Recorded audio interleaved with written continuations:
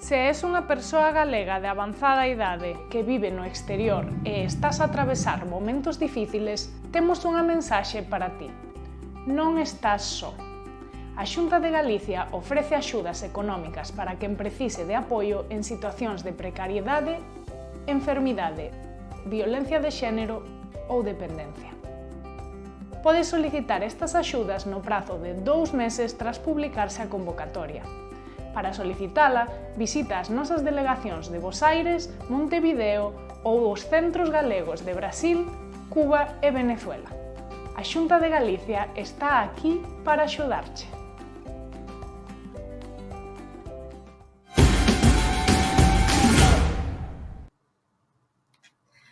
Ola, que tal? Benvidas un día máis e benvidos a esta aula de Lingua e Cultura Galegas. Hoxe temos a sesión 19. Levamos xa un montón de días por aquí, pero aínda así aproveito para lembrarvos que tedes o material descargable relacionado con esta sesión na páxina de Galicia Aberta, no curso do 2024. A sesión de hoxe, aínda que é a sesión 19, correspóndese coa lección 18, e aí, como sempre, como acontece nas 18 anteriores, teredes material relacionado co que imos falar hoxe aquí. Ademais do material relacionado, como pode ser o vocabulario ou, non sei, algunhas outras diapositivas que están aí escritas directamente, que non tedes que consultar o vídeo, sobre todo tedes unha sección que é moi importante ou moi interesante, que é a dos enlaces de interese, que a temos en todas as sesións disponible e que, sobre todo, recolle algúns dos enlaces polos que imos pasar durante esta primeira hora de curso. Así que, como vos dicía, nesta sesión 19, como sempre, preguntovos que tal, podedes aproveitar para dicirmo polo chat. Lembradevos tamén de que é moi importante que poñades en práctica todos os coñecementos dos que imos falando aquí. Xa estamos nun punto no que tedes, mellor dito, información abondo sobre tempos verbais, por exemplo, sobre conxugacións verbais, así que podedes comezar a elaborar os vosos propios discursos de xeito máis completo. Tamén tedes vocabulario relacionado con todos os temas dos que fomos falando e, ademais, tedes recursos lexicográficos, por exemplo, como poden ser calquera dos recursos de diccionarios, dos que falamos, que vos van permitir elaborar construcións cada vez máis complexas. Con todo, como vos digo sempre, sen práctica non existe ningún tipo de adquisición de ningunha lingua, así que aproveitade non só estas 2 horiñas que temos aquí para comunicarvos conmigo entre vós a través do chat, senón tamén que busquedes eses espazos nos que sexa máis doado comunicarvos en galego e así poñer a proba os coñecementos dos que ides sacando de aquí. Hoxe, polo tanto, imos falar das partes do corpo. As partes do corpo son unha parte do vocabulario da que aínda non falamos expresamente, pero que seguro que case todas e todos os que estades do outro lado xa tedes bastante coñecemento. Moitas das partes do corpo en galego xa saíron aquí nalgún discurso, ben sexa meu ou ben sexa voso, pero seguro que hai algunhas outras que non coñecedes porque nunca necesitastedes referirvos a elas, por exemplo, ou porque directamente descoñecedes como é a forma para referirse a esa parte do corpo en galego. Así que, nesta diapositiva que temos agora en pantalla, o que temos é unha imaxe onde se recolle a figura dunha persoa e vanse sinalando a cada unha das partes do corpo que está acompañada do seu nome. Esta diapositiva está recollida igual no voso material descargable. Aquí tedes arredor de 20 nomes sobre as partes do corpo das persoas en xeral, aínda que aquí vexades unha muller, non, prototípicamente, pero tedes, repito, outros recursos, enganchei moitísimo, tedes outros recursos lexicográficos esencialmente onde podedes buscar algunha parte do corpo concreta que non apareza aquí. Así, a priori, creo que con estes 20 nomes que hai nesta imaxe resolvemos perfectamente calquera tipo de descripción a que nos teñamos que enfrontar, pero vaya, se tedes calquera outra cuestión, pregunta ou dúbida, tamén a podedes facer a través do chat ou utilizar eses recursos dos que xa levamos falando varias semanas. Fixadevos que, aínda que hai partes do corpo que son facilmente deducibles, deducible o seu significado, como pode ser pelo, ollos, cabeza ou fronte, nariz, boca e pescozo ou barriga e cintura, hai outras que difiren moito máis probablemente do que son ou de como se din na vosa lingua primeira. Refírome esencialmente a cuestións como no cello, que é esa última parte da perna que une a perna propiamente co pé, e xeonllo. Esencialmente, estas dúas son as que sempre lle resultan pois máis complicadas de memorizar o alumnado de lingua galega. Fixadevos tamén noutra curiosidade na que quero que reparedes, que no debuxo, a primeira palabra de vocabulario que temos sinalada é o dedo da man. Calquera dos 10 dedos que temos nas mans, chámanse dedos en masculino. En cambio, calquera dos 10 dedos que temos nos pés chámanse dedas. Hai un cambio de xénero con relación á individualidade dos dedos das mans e dos pés, que para referirnos aos da man facémolo en masculino e para referirnos aos do pé facémolo en feminino. A que contribúe isto? Pois é esencialmente unha cuestión de economía lingüística, pero tamén de evolución lingüística, de onde ven de como evoluciona a etimoloxía, non? De cada unha das palabras. Penso que o resto do vocabulario que está aquí recollido, ao mellor meixela ou beizos, que serían, as meixelas serían esta parte da cara e os beizos serían os que coñecemos como a primeira parte do que constitúe a boca. Penso que o resto son case exactamente igual o como se poden nomear nas vosas linguas primeiras. Con todo, repito, se tedes calquera cuestión, podedes ou escribila por aquí ou directamente consultar, pois, por exemplo, o Dicionario da Real Academia Galega ou o Portal das Palabras ou calquera unha desas ferramentas das que xa sodes seguro unhas expertas e uns expertos e que vos van dar non só exemplos do seu significado, senón tamén exemplos de uso concreto. A través dos exemplos, vai. Ben, polo tanto, que queremos conseguir con este vocabulario sobre as partes do corpo? Pois que xuntado, conxugado con outros recursos lingüísticos, que poidamos facer descripcións de persoas, por exemplo. Xa sabedes que en algunha das sesións anteriores falamos de facer descripcións, pero non falamos de describir persoas. O que máis se achegou á elaboración de descripcións foi a descripción de lugares, sobre todo tamén cando falamos das partes das vilas, das cidades e demais, cando tiñamos que facer unha descripción, grosso modo, de como chegar dun punto a outro, seguro que vos lembrades desa sesión, pero en realidade non entramos no que sería a descripción de persoas, de seres humanos propiamente, non? Por iso, tedes aquí uns cadros que seguro que vos van servir de moitísima axuda e que está dividida esta diapositiva, este cadro está dividido en dúas columnas. A primeira columna da esquerda, o que comprende é unha sorte de trazos físicos e a columna da dereita o que comprende é pois unha recollida de trazos psíquicos.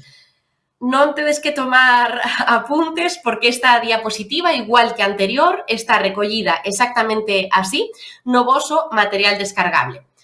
Nos trazos físicos, centrándome agora na columna da esquerda, imos recoller nesta parte pois todo o que podemos percibir a través dos sentidos, esencialmente a través da vista, non? Os trazos físicos que son o primeiro que observamos de outra persoa, outra criatura en xeral, cando nos atopamos con ela. Polo tanto, podemos decir que alguén é alta ou alto ou baixo e baixa, gordo, gorda, delgado, delgada. Por certo, están ademais agrupados por contrarios. Estas palabras opóñense entre elas, é dicir, alto é o contrario que baixo, igual que gordo é o contrario que delgado, ou que fraco, se queredes. E así toda a lista. Está a palabra e o seu contrario, a palabra e a súa contraria. Polo tanto, íbamos en pequeno, pequena versus grande. Fixadevos que algunhas teñen flexión de xénero e outras non o teñen, como o caso de pequeno e pequena, que a súa oposición sería grande e non ten duplicidade xenérica. Guapo ou guapa versus feo ou fea, e salteime rubio, rubia versus moreno ou morena. Temos outra das características que tamén se recolle dentro dos trazos físicos, que é a de ollos claros, por exemplo, ou ollos escuros. Outras das características que o mellor non só vemos a simple vista, senón que tamén poderíamos meter noutro tipo de trazos psíquicos, como pode ser forte ou débil. Neste caso referímonos á construción dun corpo, non? En relación á cantidade ou ausencia de pelo, temos calvo versus peludo ou peluda. Desculpade que aquí falta a duplicidade de xénero. Temos pelos longos versus pelos curtos, que alude a como levamos o pelo.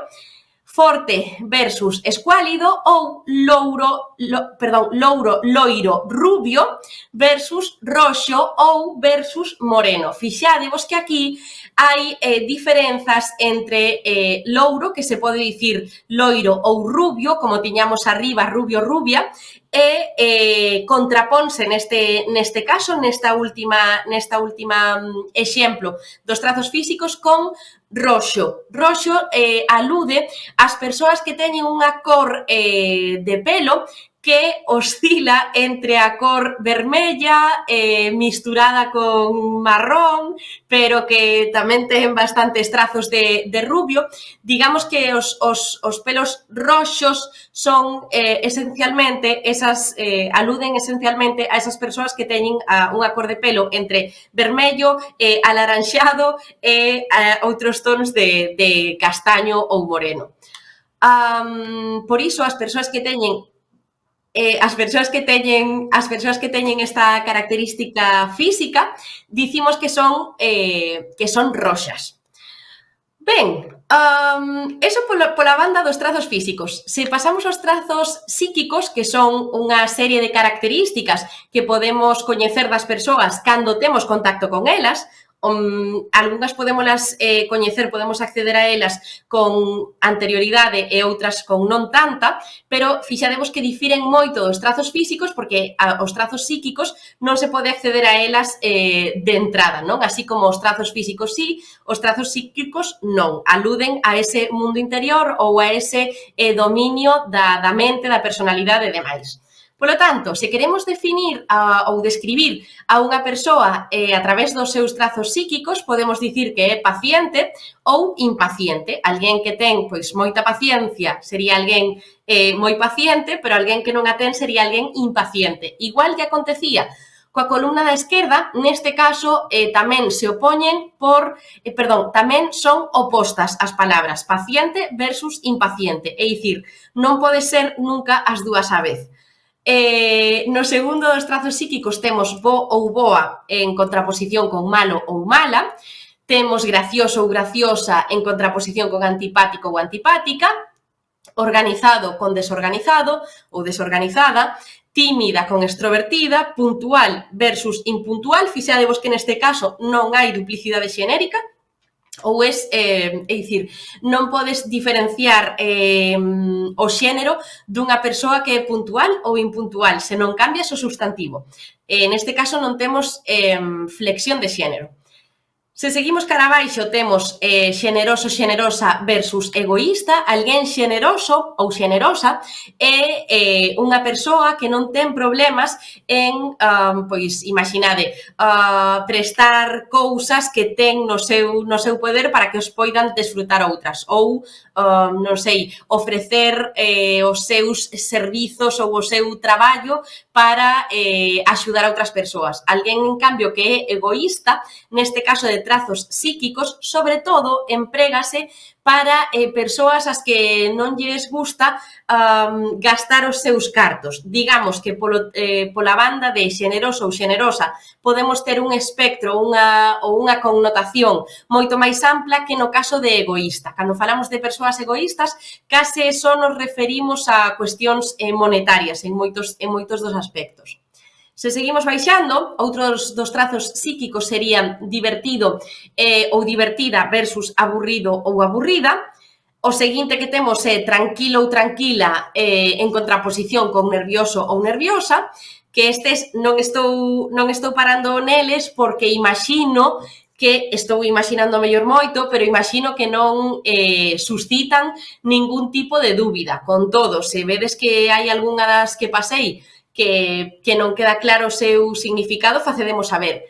A que creo que ao mellor sí que pode ser máis complicada é a que ven a continuación, que sería de preguiceiro ou preguiceira, en contraposición con activo ou activa. Alguén preguiceiro ou alguén preguiceira é alguén que lle custa pois facer calquera tipo de cousas, ou non calquera tipo de cousas. É aplicable a calquera tipo de cousas, pero tipo de ser preguiceira para levantarte ás 6 da mañá, pero, en cambio, ser moi activa para, non sei, sair ata moi tarde durante a noite. Podeche dar preguiza algún tipo de actividade ou algún tipo de cousa que teñes que facer, pero pode que outras non che den esa preguiza. Polo tanto, esta categorización, esta de preguiceiro versus activo ou activa, non é totalizadora, no sentido de que pode ser preguiceira nalgúnas cuestións da túa vida ou da túa forma de ser e activa nalgúnas outras. E para rematar, temos un último par aquí, que é o de presumido ou presumida versus deixado ou deixada. Alguén presumido ou presumida, esta palabra sei que existe ademais nas vosas linguas primeiras. A ver, eu non estou así moi de acordo con este contrario, non? Porque digamos que a min paréceme que ese deixado, deixada, é un pouco pexorativo, pero bueno, tamén podedes deixar as vosas reflexións por aí e dicirme, pois, para nada, isto é maravilloso.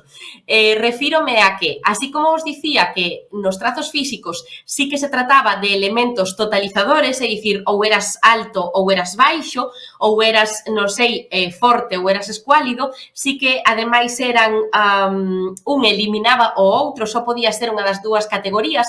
Nos trazos psíquicos non pasa exactamente en todos. Pode ser, volvendo aos exemplos que temos aquí, paciente en algunhas cousas e impaciente noutras, ou boa, non sei, xogando ao fútbol, pero moi mala xogando ao bádminton, por exemplo, non? Os trazos psíquicos, o que me interesa que saibades ou que teñedes en conta é que non son excluíntes, no sentido de que poden ser as persoas os dous en diferentes áreas da súa vida ou do seu ser en xeral. E, como sempre, deixámosvos aquí, ademais, un exemplo en concreto. Un exemplo dunha descripción, que é o que esencialmente imos ou podemos facer con este novo repertorio lingüístico do que estamos a falar hoxe. E o exemplo é o seguinte: María é baixa, pequena, ten ollos claros, ademais ten o pelo longo e bastante forte. Paréceme moi graciosa, xenerosa e ás veces preguiceira. Fixadevos que aquí inclúe esta descripción non só trazos físicos, senón tamén trazos psíquicos e refírense a unha soa persoa. Neste caso, fixadevos que na segunda oración, despois do punto, despois de claros, cando empeza a seguinte oración, que empeza con ademais, temos un adxectivo forte que sabedes que está recollido aí nos trazos físicos, pero que neste caso se refire, por como está escrito, ao pelo. Ademais, ten o pelo longo e bastante forte. Neste caso tamén podedes aplicar estes adxectivos a describir as cualidades físicas das propias persoas. Podes ter tamén, non sei, ocórreseme, non?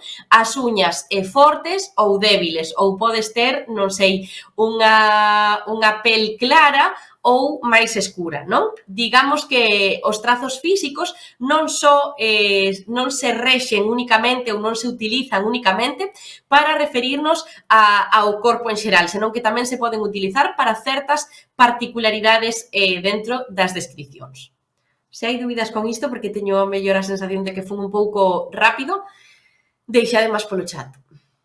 Ben, polo tanto, a través de todas as mostras que temos de literatura, neste caso, de oral ou escrita, recóllense moitas veces estas descripcións das que vos estou falando. Esencialmente, onde atopamos descripcións, sobre todo relacionadas co corpo, co aspecto e con trazos psíquicos, por exemplo, sobre todo nas cancións e nos recitados. As cancións e os recitados son elementos que se foron transmitindo de xeito oral, de xeración en xeración, forman parte, polo tanto, deste patrimonio cultural que se foi transmitindo de forma interxeracional de nais e pais a fillos e fillas, e nelas atopamos, polo tanto, moitos destes recursos descriptivos dos que estamos falando hoxe aquí. Como sempre me gusta que teñades a man recursos para consultar estas cuestións das que vos falo, vou vos remitir a unha páxina que se chama Orella Pendella, que me parece unha maravilla, ademais dunha páxina moi bonita, onde o que se pretende é difundir literatura popular infantil. Que é a literatura popular infantil? Pois moitos deses contos, moitísimos de feito deses contos, que non se escribiron nunca como obra literaria escrita, pero sí que se foron transmitindo de nais e pais, de avoas e avós a fillos, a netos e a netas, e que chegaron ata o día de hoxe a través precisamente desa transmisión oral. Neste caso, é unha páxina que recolle moitos destes contos, lendas e demais, e ten, como sempre, moitos recursos que seguro que se tedes cativos ou cativas na casa vos poden gustar. Por exemplo, temos aquí unha parte de ditos. Os ditos xa sabedes que son os refráns, non? Os que nos referimos moitas veces. E aquí esta parte chamase ditos ao chou. O chou quere dicir que son ditos que non seguen ningunha orde, nin ningunha tipoloxía, nin nada característico, senón que son ditos sen máis, digamos. E aquí tedes algúns, tedes tamén as persoas que as recollen, aquí tedes outro, aquí tedes a descripción de Orella Pendella, desta páxina que vos deixo aquí enlazada no material descargable, e tedes tamén un repositorio de vídeos onde se recollen non só cancións populares, senón tamén contos recollidos por persoas particulares de toda a contorna galega. Fixadevos que tedes aquí un apartado especial para... especial non quería dicir, un apartado concreto, mellor dito, para os ditos, e moitos deles van acompañados de vídeos. Moitas veces porque saen as propias persoas que son as que os van transmitir, non as que os recollen, digamos, e outras veces porque os ditos se acompañan, pois ben sexa de bailes, de posturas ou de algún outro xogo que ten que ver co corpo ou coa posta en estea. Aquí tedes, ademais, os ditos organizados en categorías, é dicir, categorizados, pois tedes, como vedes, pois moitísimos sobre animais, tempos cronolóxicos, non sei, trabalínguas. Os de trabalínguas son, a min gustanme especialmente, e podedes botar aquí un bo pedazo mirando este recurso. Orella Pendella, quedadevos co nome, pero tampouco fai falta que tomedes nota porque o tedes no voso material descargable desta sesión de hoxe, vale? E seguindo coa nosa primeira parte de clase, direivos que dentro desta tradición oral da que vos estaba comezando a falar agora precisamente con isto dos ditos, ia adiantar, iba a facer un spoiler, con isto dos ditos, as cancións populares e demais, direivos que os contos e a narrativa galega de tradición oral son unha parte fortísima e bastante grande do que é a nosa literatura en xeral. A tradición oral foi sempre moi importante en todas as literaturas do mundo, non? En Galicia temos a sorte de que temos unha moi forte tradición oral e podemos aínda desfrutar desta tradición oral de narrativa, de contos, de cancións e demais, porque foi moi ben divulgada interxeracionalmente. A literatura oral, a transmisión oral, para que se empregaba? Pois, sobre todo, para establecer, como vos dicimos aquí, lazos, para establecer vínculos entre as persoas membros dunha familia, por exemplo. A través, ademais destas ensinanzas orais, normalmente transmitíase saber popular, saber de sentido común, non? Pero que moitas veces é moi necesario para vivir en xeral. Polo tanto, é moi común que a través das cancións, dos ditos e dos contos e das lendas tamén se deslice, se poida extraer unha ensinanza. Non só unha ensinanza, senón que tamén se facían para divertir esencialmente os cativos e as cativas nun primeiro momento, pero tamén para divertirse entre as persoas adultas, pois botando un conto ou, non sei, contando unha anécdota graciosa que de transmitirse dunha persoa a outra e a outra e a outra acababa por converterse pois nun conto.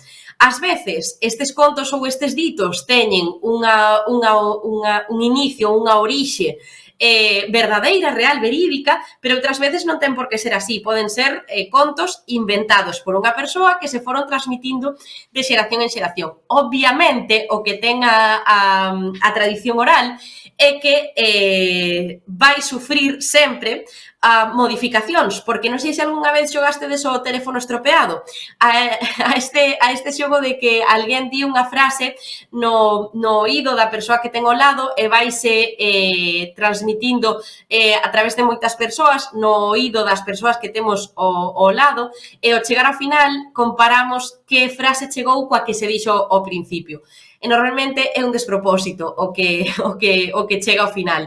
Hai xente no medio que a cambia intencionalmente, que cambia esa información intencionalmente, pero outras veces é que transmitimos o que entendemos ou do que nos acordamos. E isto é o que acontece sempre na transmisión oral. Polo tanto, as lendas e os ditos que temos hoxe en día seguramente difiren moitísimo do primeiro dito ou da primeira lenda relacionada con ese motivo do que estamos falando, pero aínda así isto ten unha parte boa que é que estas diferenzas ao final o que fan é que se creen pois moitas lendas e moitos ditos en relación a un motivo en concreto. E precisamente desto é do que imos falar agora. Porque Galicia, como vos dicía, é un lugar maravilloso para estudar esta tradición e esta transmisión oral, precisamente pois polos nosos costumes, polas nosas festas, polas nosas celebracións, pero tamén polo noso clima, do que xa falamos hai algunhas semanas. Fixadevos que aquí en Galicia, no inverno, temos unhas noites moi longas. Entón, estamos falando que ao mellor ás 6:30 anoitece e aínda queda moito día para vivir, non? Coa escuridade non se podía traballar, polo tanto, que non se podía traballar fora da casa. Polo tanto, o que se vían obrigadas as persoas que vivían en Galicia era a xuntarse, pois, por exemplo, diante da lareira e a comunicarse entre elas. Precisamente nestas noites longas, arredor pois dunha lareira, por exemplo, o que saían eran ditos, lendas e historias que se iban poñendo en común.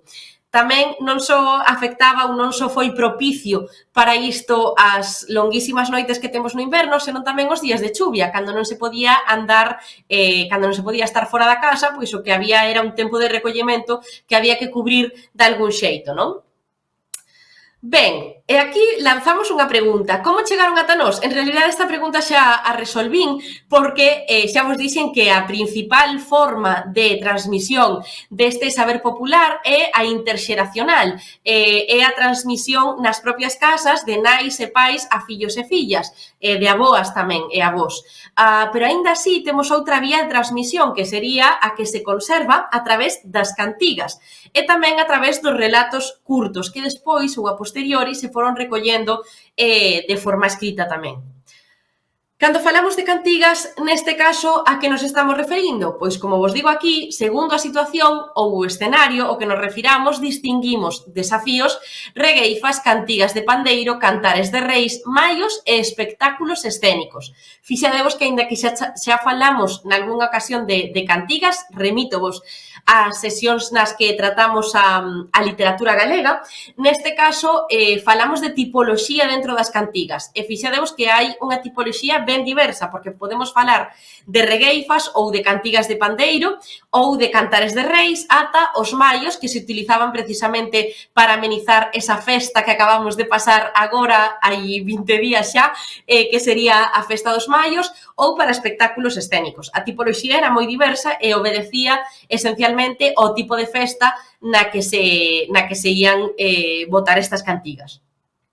Por outro lado, as cantigas tamén difiren segundo a súa forma. Poden ter coplas ou poden ser coplas, poden estar estruturadas en tercetos, é dicir, en agrupacións de 3 versos, poden ser muiñeiras, poden ser panxoliñas, esencialmente as que se utilizaban para os cantares de reis, poden ser xogos ou poden ser romances.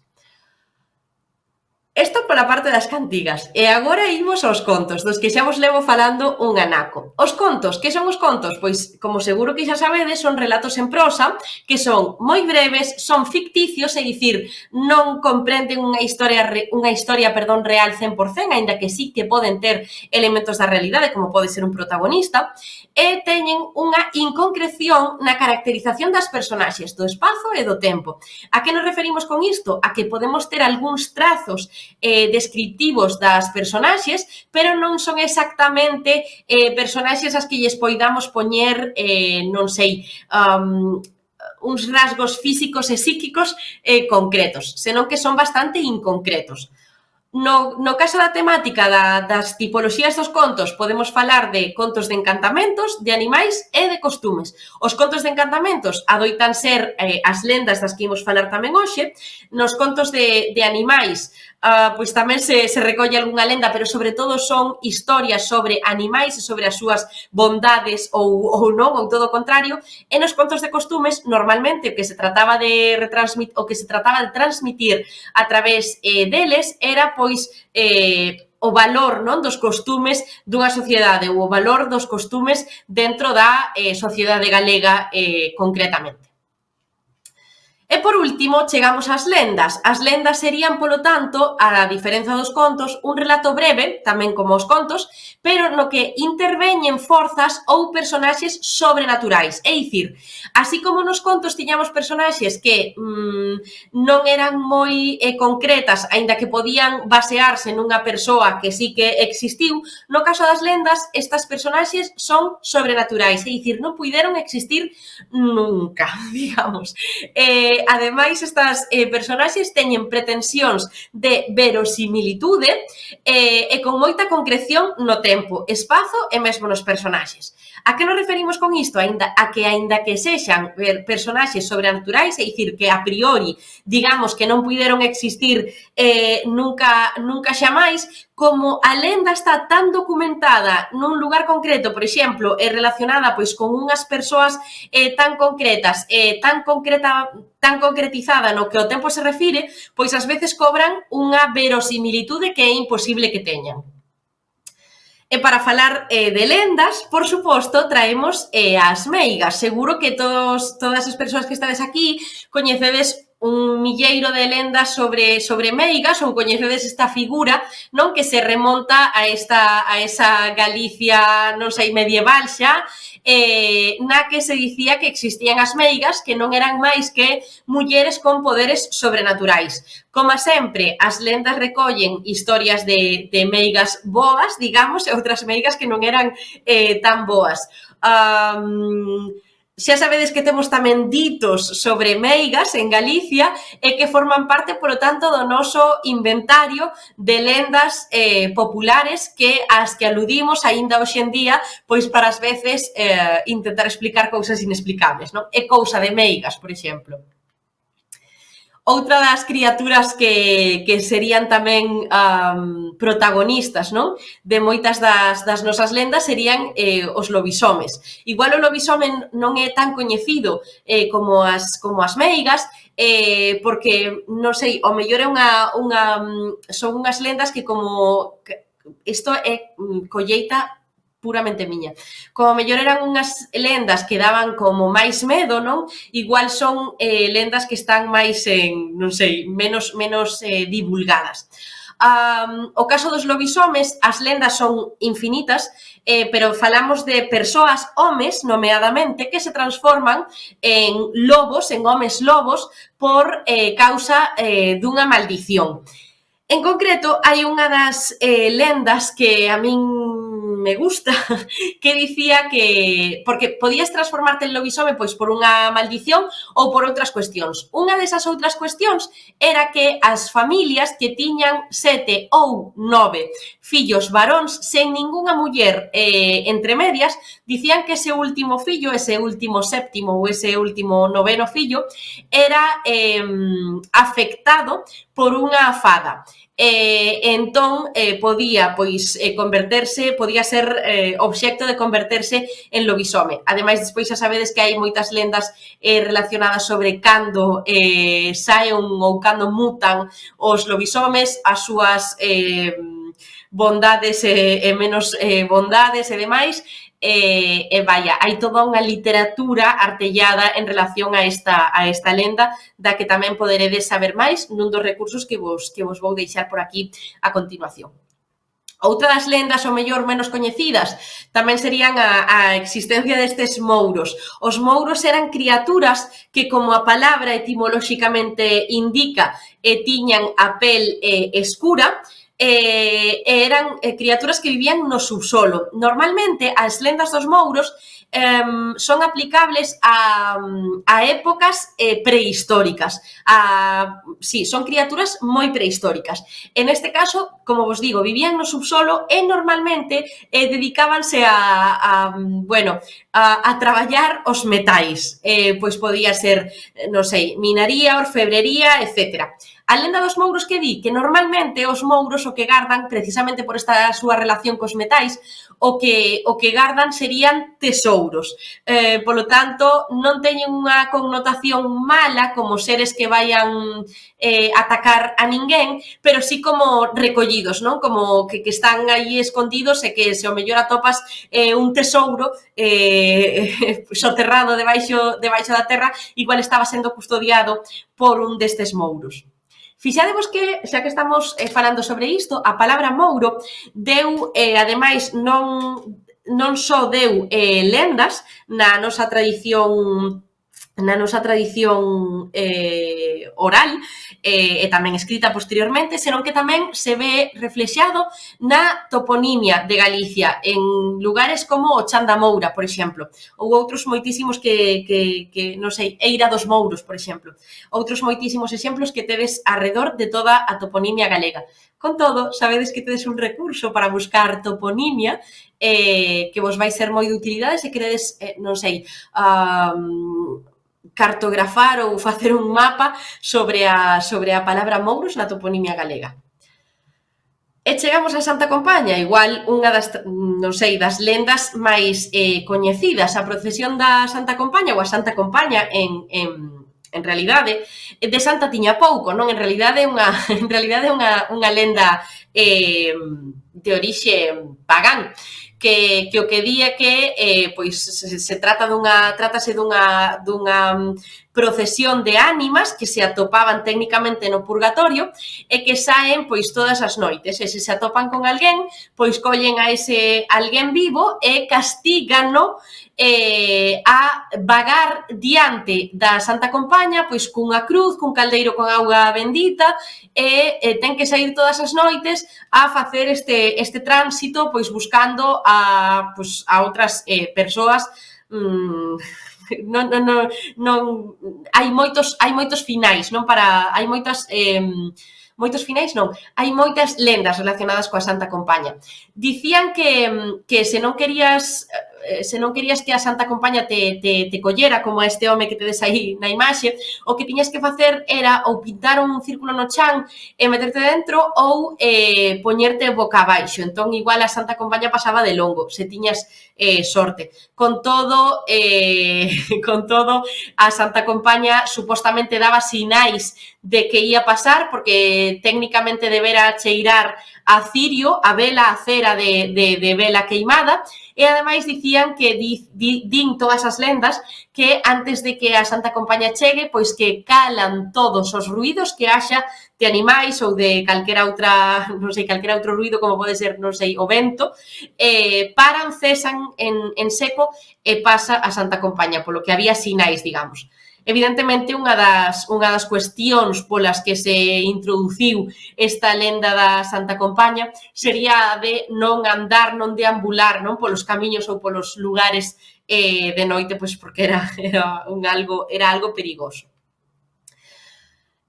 Poñéndolle algo máis de, non sei, luz a estas lendas, temos a Pedro Chosco. Pedro Chosco é unha figura tamén mítica e maravillosa, que sería unha persoa de barba blanca que era a encargada de dormir a rapazada con aloumiños, é dicir, sen asustalos, vaya. Con todo, as lendas sobre Pedro Chosco, cando a min mas contaban os meus avós, a min dabanme medo. É dicir, a min os meus avós conmigo utilizábano como algo de ameazante. Entón, pois claro, eso según quen a transmita. Con todo, a figura de Pedro Chosco está moi recollida e moi presente en moitas das cancións infantís das nanas, das cancións de berce infantís que temos ao longo de toda a tradición galega. A característica de Pedro Chosco sería que era iso, un home que tiña unha voz moi grave, non, como moi relaxante, que axudaba, polo tanto, a dormir os nenos e as nenas. E aínda así, o significado de Pedro Chosco connotouse, non sei, de algún xeito, extendeuse, mellor dito, a nomear directamente o sono. Refírome a que, se vedes a un neno ou a nena pequena que está tendo sono neste momento, pois que se lle está abrindo a boca, que se lle pechan os ollos, podedes dicir, ai, que ven por aí Pedro Chosco, como dicindo que tes moito sono, non, que te están aloumiñando para dormir, non?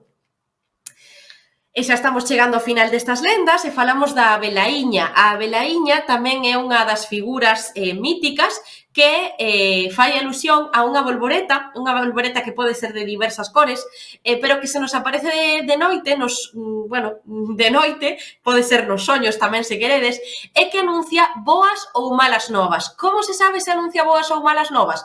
Pois se as cores da bolboreta son brancas, por exemplo, as novas van ser boas. Se son de outro tipo de cores, non son tan boas. Con todo, hai toda unha tradición relacionada con esta figura da velaíña que nos indica o que significa que se nos apareza esa velaíña e a súa cor. Temos aquí outra das figuras, outro dos animais que tamén son fundamentais dentro destas lendas da tradición galega, que sería o corvo. O corvo é un animal que vos dicimos aquí de Malagoiro, é dicir, que se ti escoitas, mellor dito, cantar a un corvo, normalmente o que anuncia é que vas morrer. É un pouco tenebrosa esta lenda. Non sei, eu non son consciente de se escoitei cantar un corvo, non? Pero sí que ven moitos, e claro, sei que vou morrer, non? Pero, digo, non morrín inmediatamente despois de velos. Así que, con todo, igual hai algúns anos de prórroga. No caso do corvo, case todas as lendas nas que se recolle a súa figura, o significado é sempre malo. É dicir, sempre son animais que traen mala sorte, non?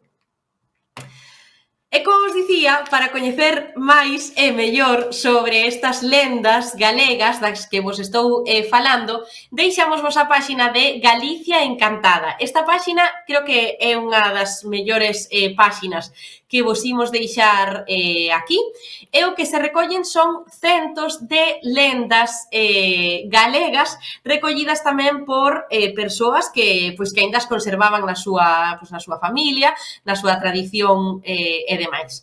Aquí dimos, atoparás a historia da Galicia imaginaria, mitos, lendas, ritos, contos, romances e aventuras que se resisten ao esquecemento, que seguen vivindo na nosa memoria colectiva.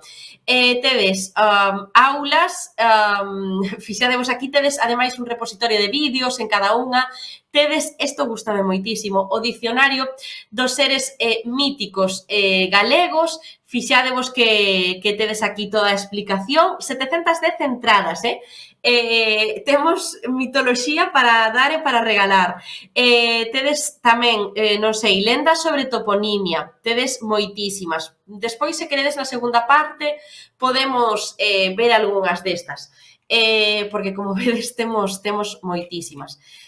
Aquí na parte de documentación tedes incluso, que non sei por que agora, tedes incluso, non sei, na parte de rutas encantadas, tedes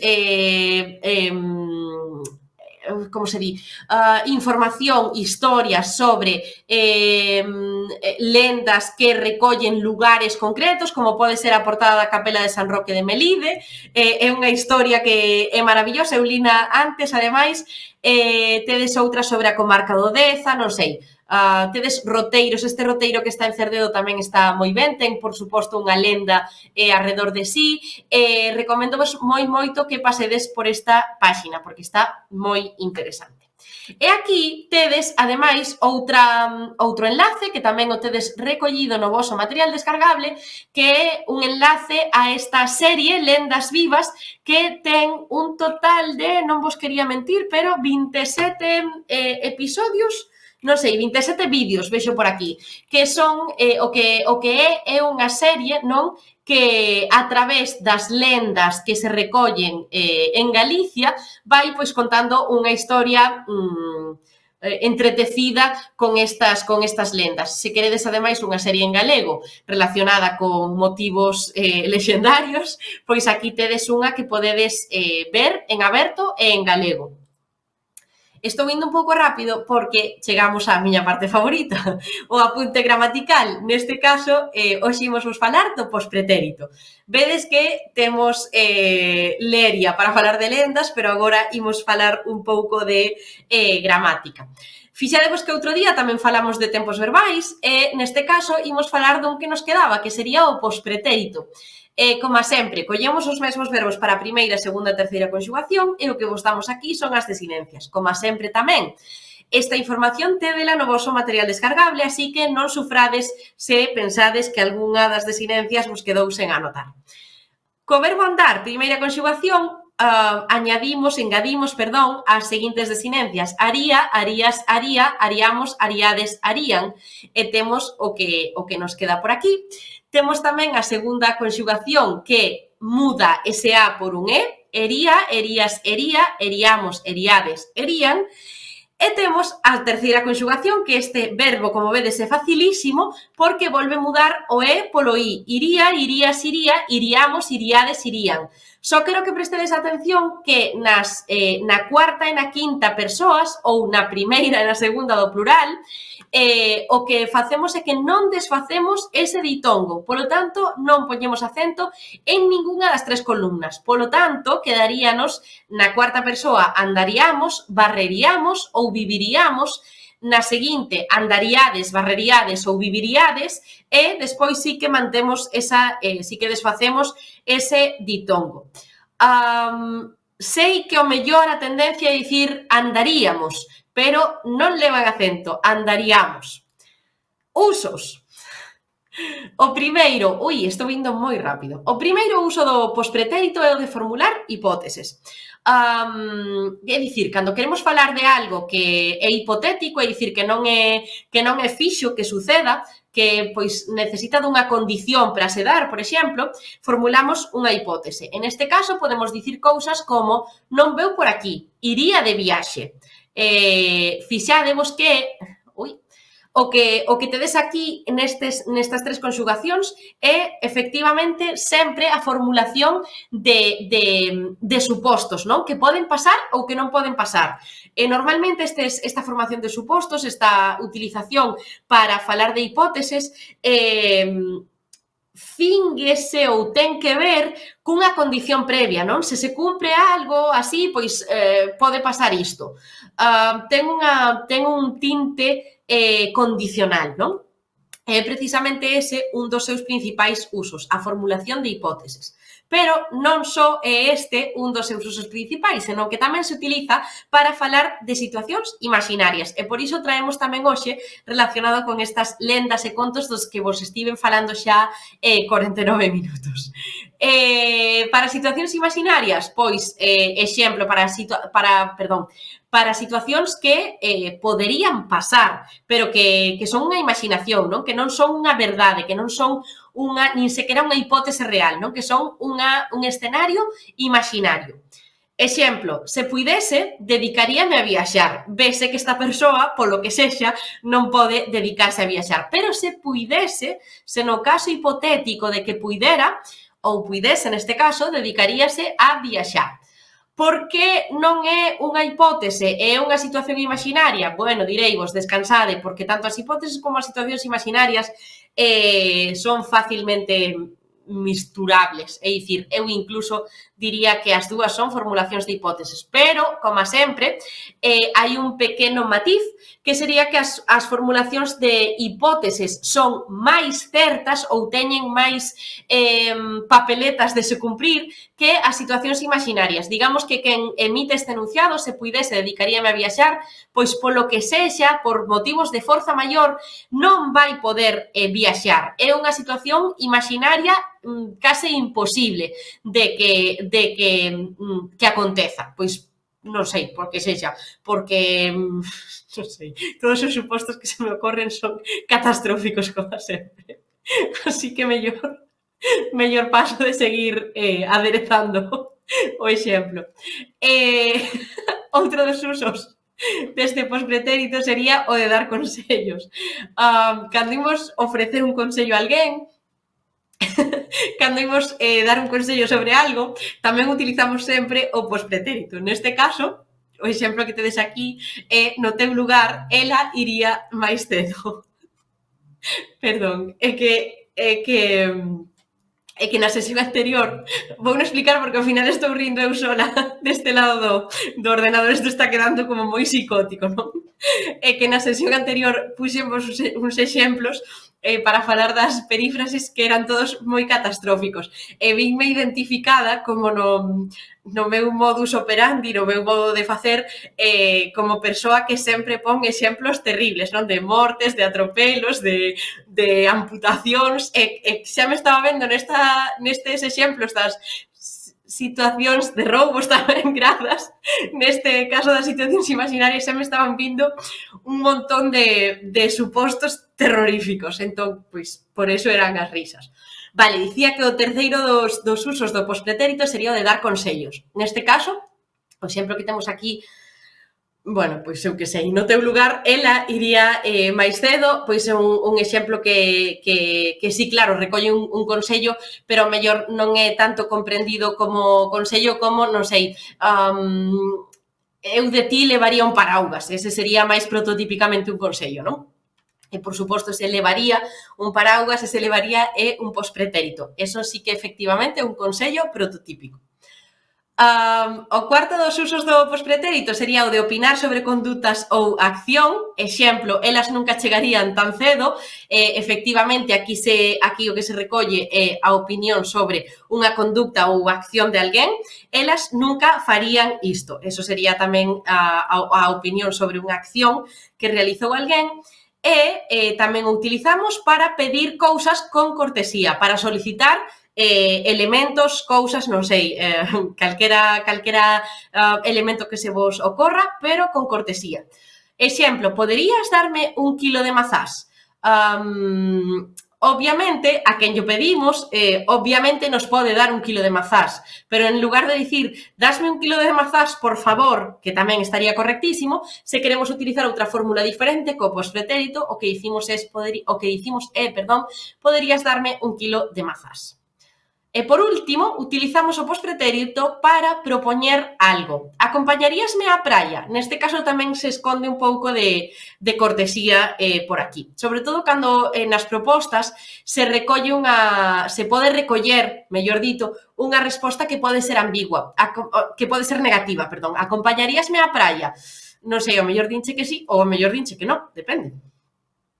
E para facer así unha compilación do que levamos feito ata o de agora, digamos que falamos de copretérito, de pretérito, de presente, de futuro e de pospretérito, quedaríanos, polo tanto, ese último tempo que temos aí, ese primeiro, se vemos a imaxe dende de esquerda a dereita, quedaríanos ese antepretérito por falar del.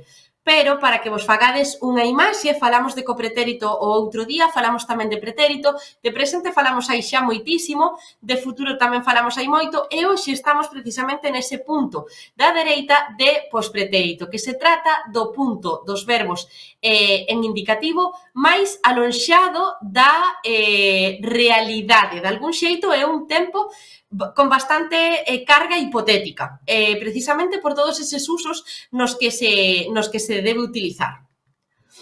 Vale, e como a semana pasada alguén dixo que lle interesaría que coñecer algo sobre o dativo de interese, eu penso que dá tempo abondo, como alguén dixo que quería saber algo sobre o dativo de interese, pois aquí van 4 cuestións. Que é o dativo de interese? O dativo de interese é unha partícula gramatical, é un recurso gramatical, grosso modo, que o que fai é indicarnos a persoa que ten un especial interese nunha acción ou que está preocupada polo resultado desa acción da que está a falar o verbo, a que se está a referir o verbo. Por que se pode preocupar esta persoa ou por que pode estar, non sei, preocupadísima por isto? Pois porque pode obter ou proveito ou dano desa acción que enuncia o verbo. O dativo de interese existe en todas as linguas? Sí, nas linguas que manexamos nos así, español, galego, portugués, existe. O que pasa que en lingua española, en lingua portuguesa, non quero columpiarme aquí, en lingua española xa vos digo que non é normativo, é dicir, non o recolle a normativa, así que se recolle no español, non sei, falado, e na lingua portuguesa diría que tampouco é normativo. No caso do galego, é sobre todo un trazo marcadamente coloquial. Vale, este dativo de interese, estas partículas do dativo de interese non cumpren absolutamente ningunha función sintáctica, ningunha.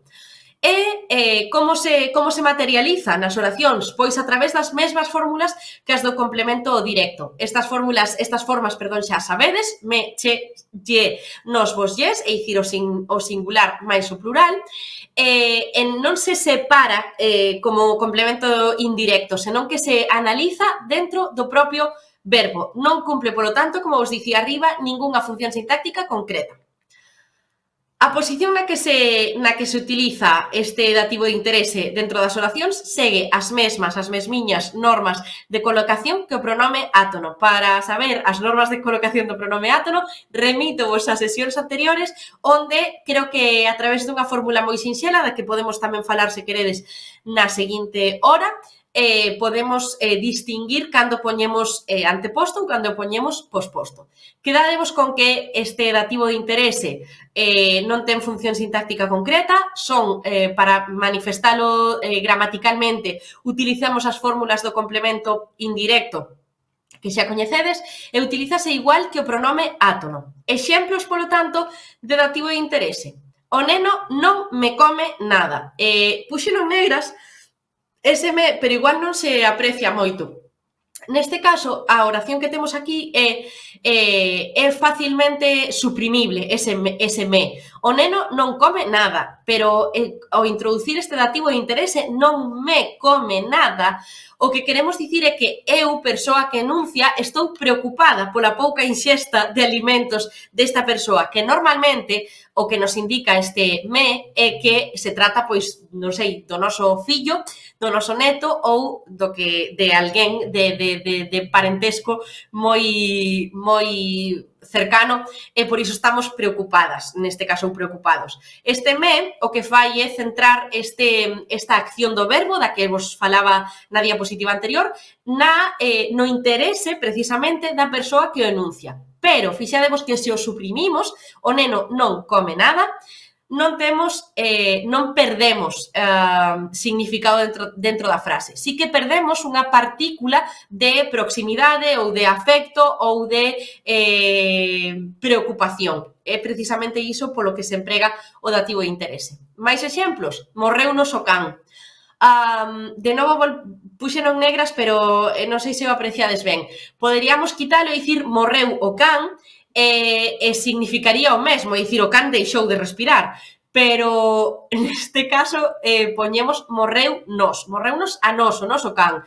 Entón, este dativo de interese, con esta partícula nos, o que fai é achegar o sufrimento precisamente á persoa que o emite, non?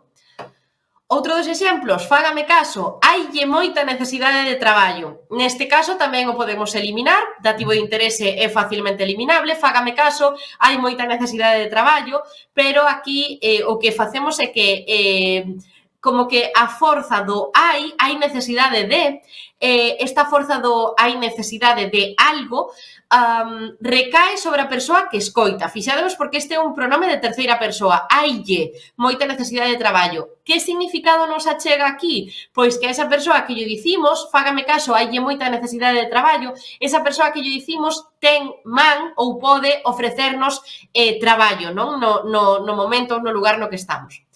E xa para rematar con estes exemplos sobre os que podemos volver por supostísimo na segunda hora, temos un coídateme. Efectivamente significa o mesmo que coídate, pero coídateme, ese me, o que recolle unha proximidade, non, entre a persoa emisora e a persoa receptora. O que agocha de algún xeito é coídate porque estarei preocupada, porque o fagas, non? Coídate, quero que te coides, vaya, sería o significado que achega. Como sempre, igual que nos tres exemplos anteriores, pode ser suprimible, como todos os dativos de interese.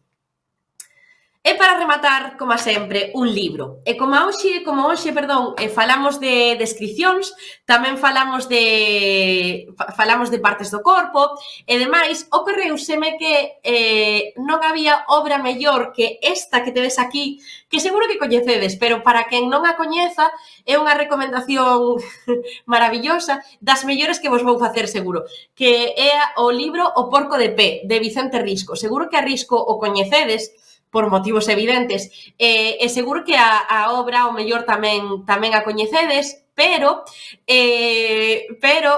recoméndovos moito que pasedes por ela, porque ten unhas descripcións, aparte de moi certeiras e moi ben feitas, moi graciosas. É unha obra que, aínda que se publicou no 1928, segue a ter partes de completa actualidade, trata a realidade política galega con un sentido de humor que é maravilloso, simplemente maravilloso. E pola miña parte, tiña isto para apoiar o rato. E pola miña parte, nada máis, facemos unha pausa dun minuto e seguimos por aquí, ¿sí? Ata ahora. Soy Alejandro Rincón, vengo de Venezuela con mi familia. Hemos decidido hacer un emprendimiento de una quesería que se llama Galmar, Galicia, Maracaibo. Yo vengo del mundo de la ganadería, de la quesería. Cuando conocí Galicia, yo me enamoré de Galicia. Y de hecho, bueno, aquí emprendimos. La aceptación ha sido muy grande. Ya estamos enviando queso a todas partes de España.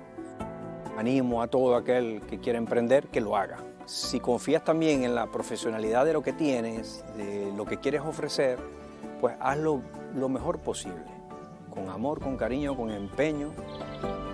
Aquí pienso quedarme. Estamos muy agradecidos de cómo nos ha acogido Galicia. El emprendimiento va con lo que nos gusta hacer, con lo que amamos hacer, y eso es lo que estamos haciendo.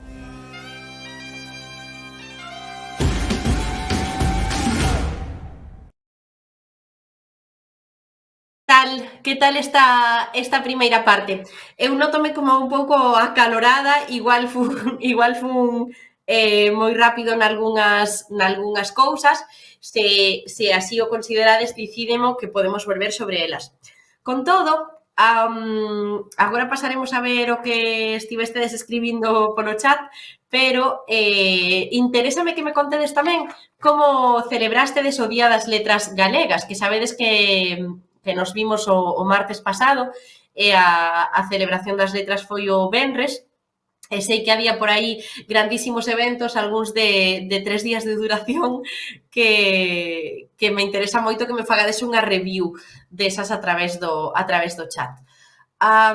Creo que tamén faláramos na clase anterior de que vos interesara especialmente o tema das perífrases, pero considerei así pola miña conta e risco que como pasamos por elas, na segunda hora, que igual xa resultaba demasiado tedioso volver sobre o tema das perífrases, sobre todo porque, non sei, máis alá desas 6 das que falamos na clase pasada e dos seus usos, pois pouco máis hai que dicir sobre elas para un uso medio alto de lingua galega. Creo que se poden resolver todas as situacións comunicativas as que teñades que enfrontarvos, podense resolver sen coñecer máis pormenores sobre as perífrases, pero se aínda así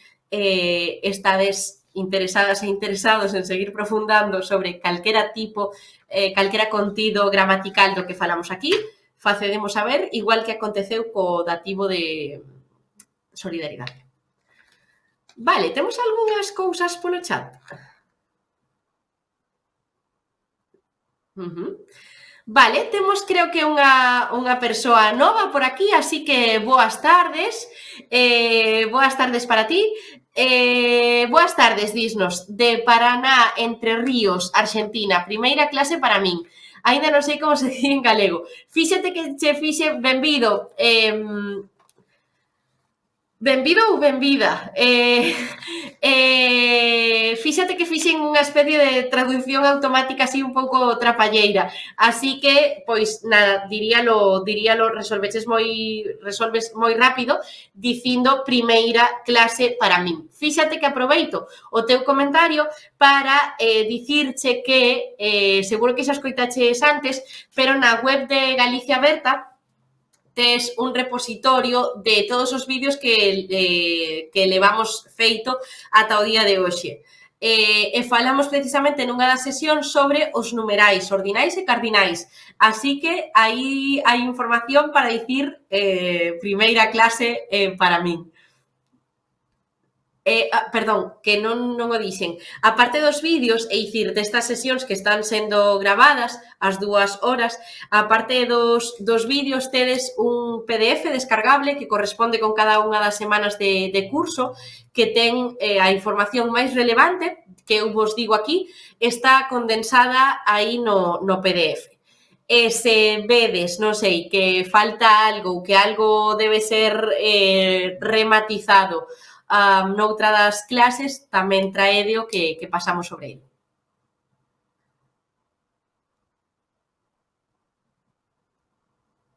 Vale, hola Noelia, dinos Mirta.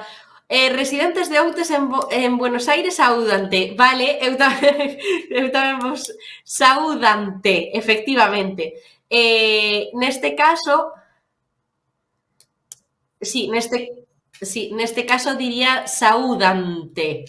Por que? Porque é un suxeito plural, unha terceira persoa do plural. O que teríamos que utilizar é o verbo saúdan, elas e eles saúdan, e como queremos meter un pronome átono te de complemento indirecto, saúdante a ti, Noelia, o que quedaría como forma verbal sería saúdante. Non sei se o deixei claro.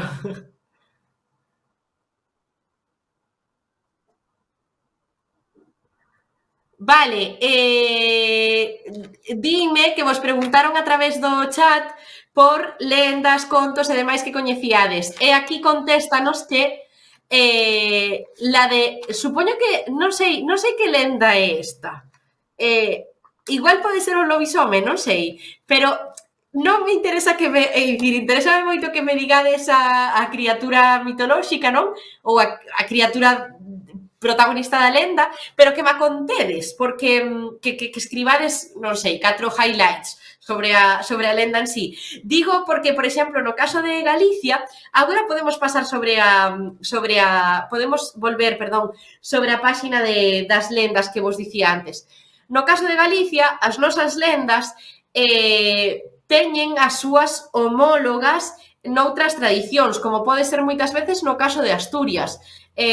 Asturias e Galicia comparten gran cantidade de lendas e moitas delas difiren pois en detalles ben pequenos. Obviamente, igual que acontece coas linguas, que sempre vos falo dese continuum lingüístico que recolle, non sei, que estou acaloradísima ahora mismo, que recolle que vai recollendo todas as variantes lingüísticas da península, neste caso, vedes que as linguas que lindan con outras comparten moitos dos trazos lingüísticos, as lendas tamén pasan por este mesmo continuum lingüístico. Polo tanto, é normal que compartamos lendas, pois, por exemplo, con Asturias ou co norte de Portugal ou con outras zonas colindantes coa nosa comunidade autónoma, non? Neste caso.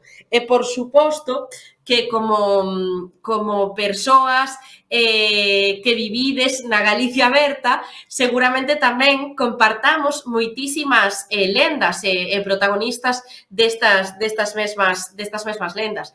Pero, igual que compartimos protagonistas ou lendas, genial traballo de produción, hai tamén diferenzas entre elas. E dinos, vale, temos en pantalla sobre o lobizón do que nos falabas, creo. Di conta a lenda que o séptimo fillo varón do mesmo pai e da mesma nai, todos os martes e venres de lúa chea ou noites moi claras, transformase nun animal parecido ao can ou ao porco e vai polos galiñeiros comendo Jesús excrementos e polos cemiterios desenterrando restos. E dicir, isto só mellora, Isto é unha maravilla. As lendas que merecemos. Fixademos que esta lenda, que me encanta isto, esta lenda comparte coa lobisome da que vos falaba eu, esta orixe de 7, 9 fillos, non? Dunha mesma parella, que non tiveron mulleres de por medio, que son 7 varóns ou 9 varóns, que se ve pois prexudicado por unha maldición. Neste caso, a maldición esta é terrible. Espero que non lle pasara a ningún séptimo ou noveno fillo de ningunha parella, verdade? Porque é tenebroso, é terrorífico. É peor que a dos lobisomes. Entón, espero que efectivamente sexa só unha orixe mítica. Pero gustoume moitísimo, traede máis contido deste. Algúnha cousa máis?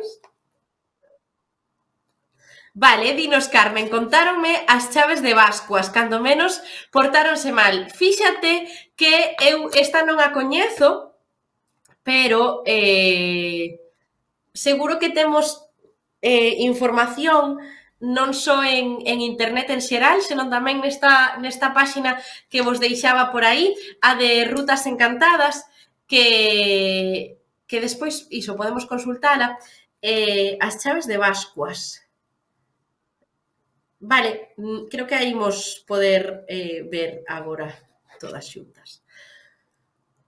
Porque, ademais, o bo das lendas, ou o característico das lendas, é que dentro da propia Galicia van diferindo dunha zona a outra.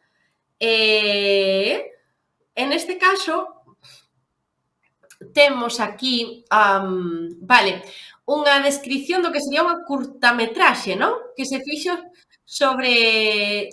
Sí, non te preocupes. Sobre esta lenda. Vedes que, en relación tamén co que falábamos antes, vedes que as lendas son motivo ou son obxecto da creación de moitísimo material, non só de, non sei, contos, libros, historias, series e demais, senón tamén curtametraxes, como neste caso, e outras moitísimas cousas. Hai unha riqueza enorme no que a lendas, contos, ditos e saber popular en xeral se refire en Galicia, unha maravilla. E mentras agardamos polas... Fixadevos que temos aquí na pantalla, moitísimas grazas, precisamente unha explicación, un resumo do que sería estas chaves de Bascuas, porque agora estou, grazas, moitísimas grazas, estaba moi intrigada. E dinos aquí que a lenda conta que cando unha persoa ou un animal se vía afectada pola enfermidade da rabia, podíase curar por medio dunha chave que se atopaba na capela de Bascuas, en Salvador de Parga, en Guitiriz. Existían dúas chaves que se queimaban ata volverse incandescentes para despois marcar na fronte a persoa afectada e deste xeito poder curala. Preto desta capela podese achar outra pequena lenda sobre unha fonte, a da Veiga, na que as persoas tiraban miolos de pan á auga. Se as migallas flotaban, o desexo cumpriríase. Se pola contra fundían, a petición non sería a desexada.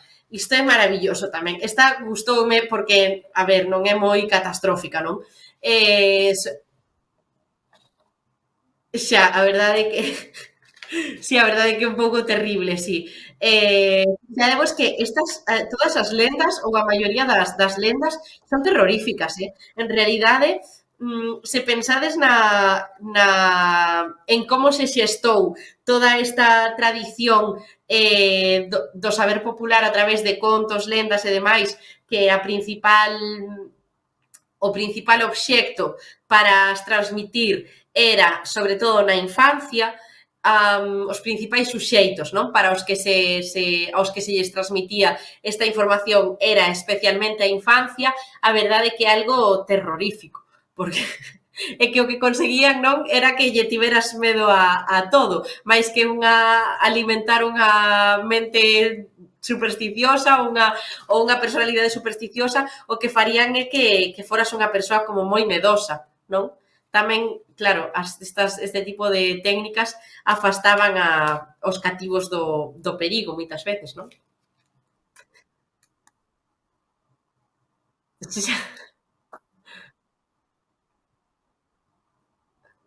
Vale, grazas, Mirta, alégrome de que quedara claro, e calquera cuestión que teñades sobre isto, tamén facede a través do chat, que a resolvemos rapidísimo. Ou se non a resolvemos rápido, o vindeiro día. Ben, Teresa, hola Teresa. O 18 de maio de 2024, no Centro Gallego de Santa Fe, Argentina, conmemoramos o Día das Letras Galegas, homenaxeando a escritora violinista Luisa Villalta. Lecturas dos poemas, vídeos e un xoven violinista executou uns temas musicais. Pois fantástica o teu resumo deste Día das Letras Galegas no Centro Gallego de Santa Fe. Alégrome moitísimo de que tamén o vivirades por aí esta celebración, non, das nosas letras, en este caso, dedicadas a Luisa Villalta. E alégrome moitísimo tamén de que nos escribiras este comentario tan maravilloso, porque está perfecto. Non teño nada que dicir, en realidade. Está moi ben, moitos parabéns, Teresa. Temos alumnado aventaxado. Vale, Teresa di, no meu país, Argentina, o 7º fillo varón terá un padriño especial, o presidente da nación. Entón recibirá un agasallo moi bo. Fíxate, este non o coñecemos, non o coñezo aquí, o mellor sí que existe, eu ignoroa por completo, pero neste caso parece que a lenda, corríxeme se me corríxeme se me equivoco, Teresa, parece que a lenda non é catastrófica, non? Senón que pois vai recibir un bo agasallo, é dicir, ter como padriño, neste caso, o presidente da nación só pode ser algo bo, non? Na maioría dos casos. E, polo tanto, tradúcese nese agasallo do que nos falas tamén no teu comentario. Fixadevos que neste caso parece que invita a un aumento da natalidade, non? O meu sétimo fillo non é que vaya ter que vaya a supoñer unha merma para a economía familiar, senón que vai ter un padriño que vai a ser unha maravilla. E no caso do séptimo ou noveno que se converta en lobisome, por exemplo, ou na outra criatura que nos mandaban polo chat a nosa compañeira, era terrorífico, era como non teñas outro fillo por se acaso se sae esta cousa, non? Sempre, digamos que as lendas tamén sempre cumprían unha función, igual que toda a literatura de transmisión oral e todos os ditos e refráns e demais, sempre tiñan unha función non só, como vos dicía antes, de entreter, non? Pois non sei, sí, de entretemento, senón tamén que eran sempre ditos e lendas e contos que pretendían ensinar, que eran didácticos nalgún punto. Hai veces que non se lle atopa moito didactismo a algunhas das lendas, pero tamén pensade que son outros tempos, é dicir, sempre temos que estar observando as tradicións, as obras, as lendas neste caso, dende unha óptica moi avantaxada como pode ser o ano 2024, non? Pensade que, non sei, no ano 1000, pois probablemente non se viran con estes ollos. Vale, temos por aquí tamén 3 para entrar. Osvaldo, din que este patrocinio creouse para eliminar o medo a ter un sétimo fillo varón. Claro, relacionado co que acabamos de ler, verdade? Si, imagino que así sería. Fixadevos que o mellor se creou incluso en contraposición a esta crenza de que se tiña 7 fillos varóns, pois ia pasar unha cousa terrible, non? Porque claro, nós agora mirámoslo dende o que vos dicía agora, dende unha perspectiva ou dende unha óptica dun mundo globalizado, non sei, do século XXI, ano 2024, onde non imos creer cegamente, non, nestas cuestións. Sobre todo que sabemos que se trata de lendas, que son seres, como vos dicíamos antes, perdón, sobrenaturais, que non existen, que non poderían existir. Un segundo. E polo tanto, desculpade, a nosa perspectiva cara a estes medos é completamente fácil, non, de eliminar, pero noutra época ou noutros tempos seguramente era un pavor tremendo, así que claro, obviamente ten sentido que se fixeran contrarrelatos, desculpade, para intentar evitar este sufrimento, non, que supoñía iso.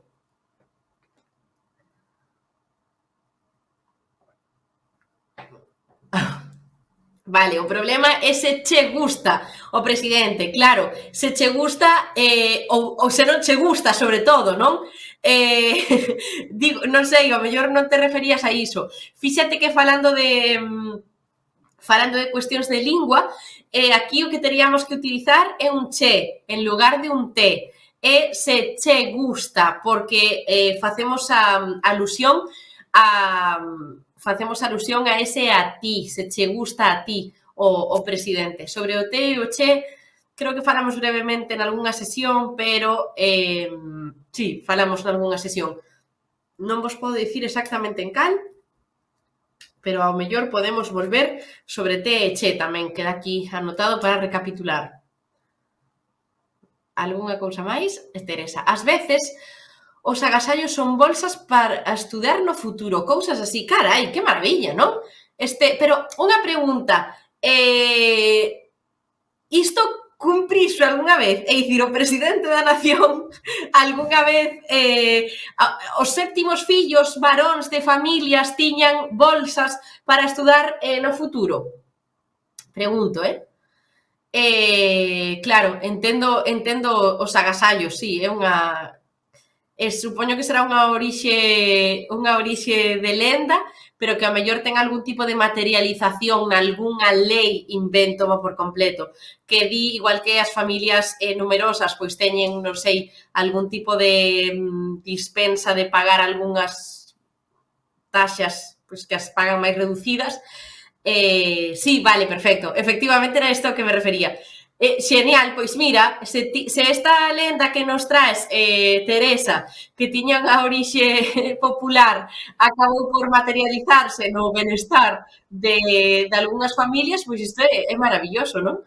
É genial. Alégrome de que se materializara esta e non a de ir polos cemiterios a comer excrementos. A verdade é que estou contentísima porque estaba verdadeiramente preocupada por esta que saiu aquí esta tarde. Algúnha cousa máis? Vale, grazas a ti. Grazas por a explicación, refírese a lenda das chaves. Grazas a vos. Así dá gusto, porque senón estaba un pouco soa eu por aquí. Vale, se temos algunha cousa máis? Sí, senón podemos... Vale, pois entón, como vos dicía antes, como esta páxina en concreto das rutas encantadas, eu penso que se pode ver, non?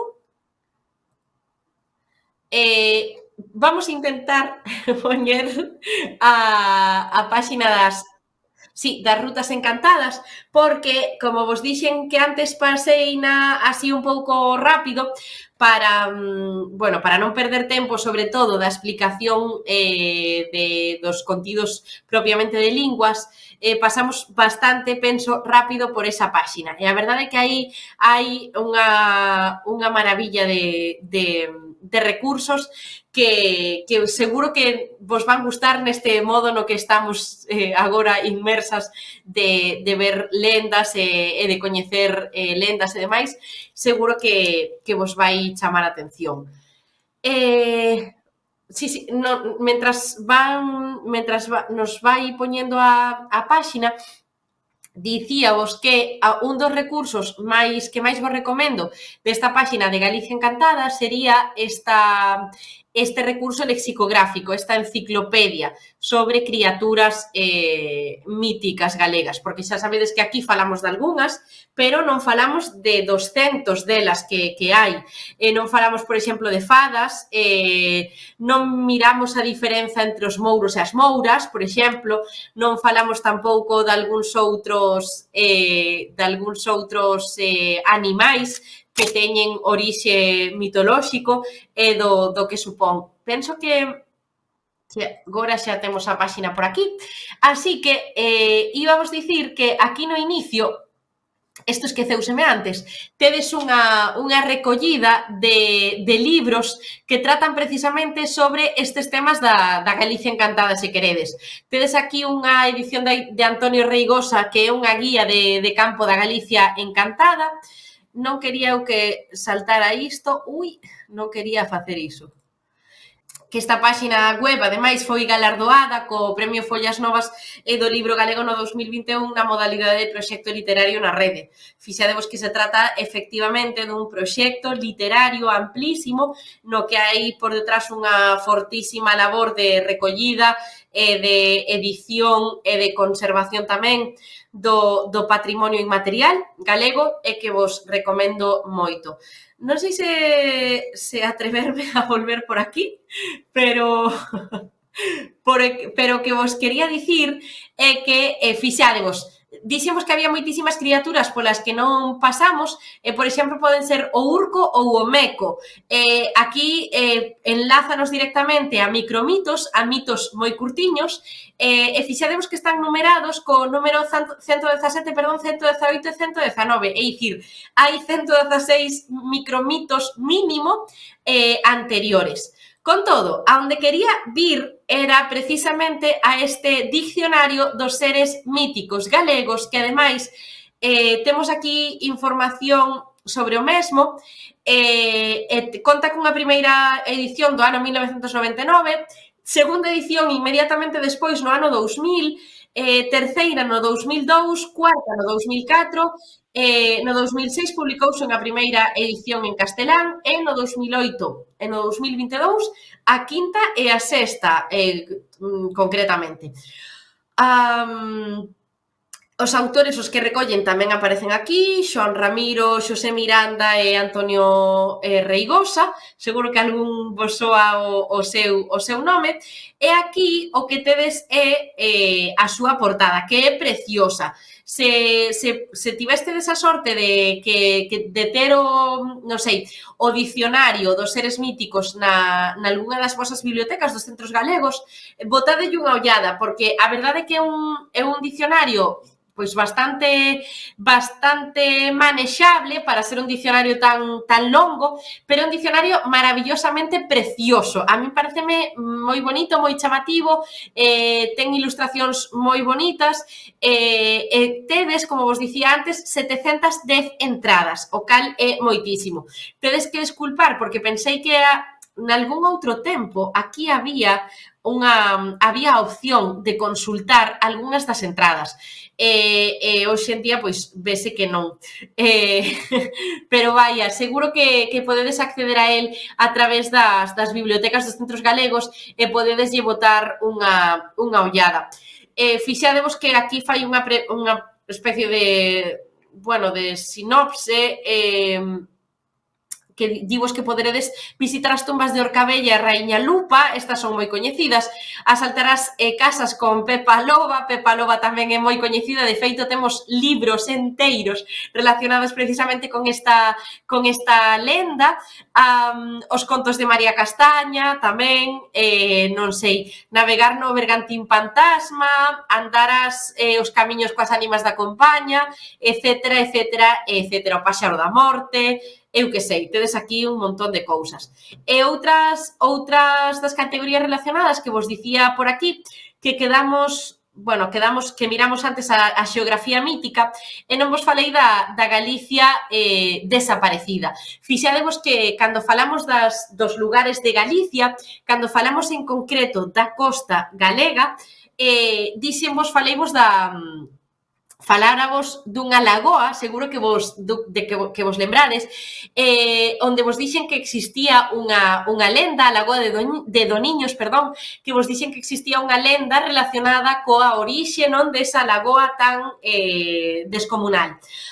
Obviamente, como vos adiantei naquela sesión, esa orixe mítica da lagoa obedece precisamente a todos estes temas que estamos tratando na sesión de hoxe, pero non é un caso illado o da lagoa de Doniños, senón que hai, ia dicir un cento, pois igual hai moitísimos.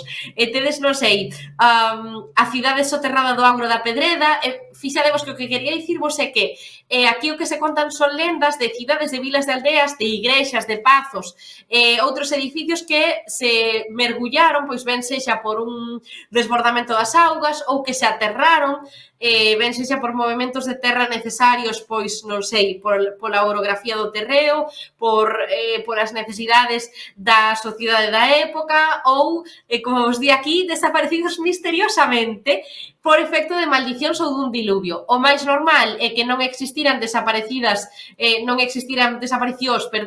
misteriosas, senón que sempre se producira pola man do ser humano. Pero, pois, para contar a posteriori o porqué desas desaparicións ou deses soterramentos e demais, sempre se aludía a un inicio mítico, non? Aquí tedes moitísimas, están organizadas por orde alfabética e non sei, seguro que moitas as coñecedes ou non. Eu, a verdade, non coñezo case ningunha. Sí que coñezo o mito da Atlántida, seguro que vos tamén. Coñezo a da Lagoa de Antela e algunha máis que vin por aquí antes, pero, vaya, aproveito para volvervos remitir a esta páxina porque, ademais de coñecer pois, datos máis ou menos curiosos sobre as lendas en Galicia, o que podedes facer, o que ides facer, si ou si, é un labor maravilloso de lectura en lingua galega. Ademais de balde, no sentido de que non tedes que facervos con ningún volume de ningún libro nin nada. No apartado de novas, como sempre, tedes aquí noticias que non están moi actualizadas, pero o que me interesan son estas webs que tedes moitas veces por aquí, ou cando ás veces facían iso, obradoiros, fíxose algún despois da pandemia, pero vexo que non está aquí. Sí, non está por aquí. Fixos algún obradoiro para, bueno, pois para traballar a elaboración de contos fantásticos e demais, e o xeito máis fácil para mantervos en contacto con esta web da Galicia Encantada é seguilos nas redes sociais. Ben, creo que así queda ben repasada esta parte desta iniciativa que vos deixaba por aí. Lembradevos que o tedes no material descargable e lembradevos o que vos digo sempre,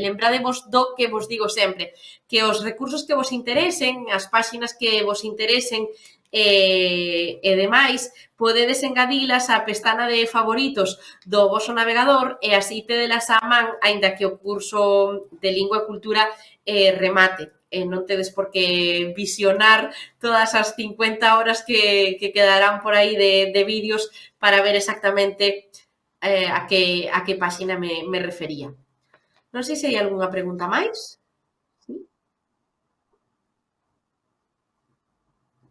Vale, temos ese dicionario que ven, ese dicionario no Centro Galego de Santa Fe. É como ti dis, é moi fermoso. Si, efectivamente, refíreste a este dicionario das criaturas mitolóxicas galegas, é fermosísimo. Grazas, Blanca, por apoiarme, porque efectivamente é algo que vos recomendo moi moito. Fixadevos que ao final o que hai detrás dese dicionario, desa recompilación de tantísimos datos que temos aí, non é que sexa, pois, non é por quitar mérito, pero non é que sexa unha historia liñal ou non que alguén se inventou un día, non? Senón que é o froito, é o traballo de recoller de forma oral moitísimas testemunhas que se foron pois conservando durante moitísimos anos. Gustaríame facer fincapé precisamente neste traballo das recollidas, non? Igual que se fai coa música tradicional, por exemplo, que é un labor, pois, home, supoño que agradecido porque ves que despois se compila en volumes como este, pero que dá moitísimo traballo ir vila por vila, parroquia por parroquia, recollendo as historias que nos contan as persoas máis maiores, e despois darlles forma, editalo e demais en forma de traballo. Así que, efectivamente, invito-vos moi moito a que consultedes estas obras. A ver, se as queredes comprar tamén, pero eu penso que este dicionario estará en calquera das bibliotecas dos centros galegos, estou segura. Se hai algunha cousa máis... Sí, Francisco Feijóo.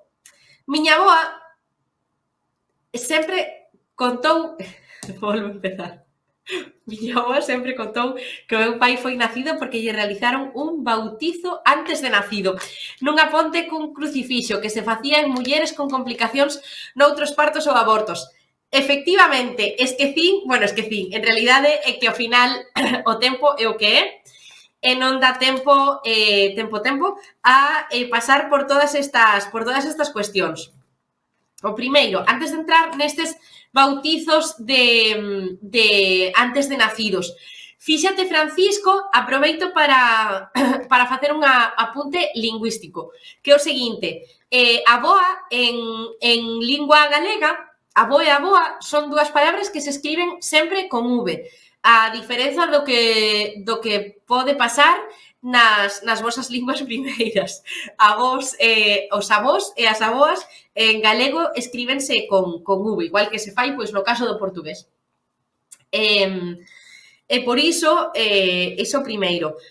E algunha cousa máis que tiña eu que dicir por aquí, fíxate tamén na segunda parte da oración, aquí despois das comiñas, cando dis en unha ponte, aí o que metemos en lingua galega é unha contracción que é a unión de dúas palabras de lingua galega. Dúas palabras que normalmente son artigos, preposicións e, pois, numerais, por exemplo, non sei, calquera outra partícula, palabras máis pequeniñas, se queres, que non son palabras léxicas facilmente lematizables, se queres. Metinme aí nun fregado eu soiña. En este caso, diríamos en máis unha, sería nunha ponte, e o mesmo acontece con este con máis un, preposición máis artigo, o que forma é unha contracción cun, C-U-N, cun crucifixo. Por lo tanto, quedaría algo así como miña avoa con V sempre contou que o meu pai foi nacido porque lle realizaron un bautizo antes de nacido nunha ponte cun crucifixo que se facían mulleres con complicacións noutros partos ou abortos. E direivos que sí, que esta tradición de... Non sei de onde é a túa avoa, Francisco, contanos, pero direivos que hai unha tradición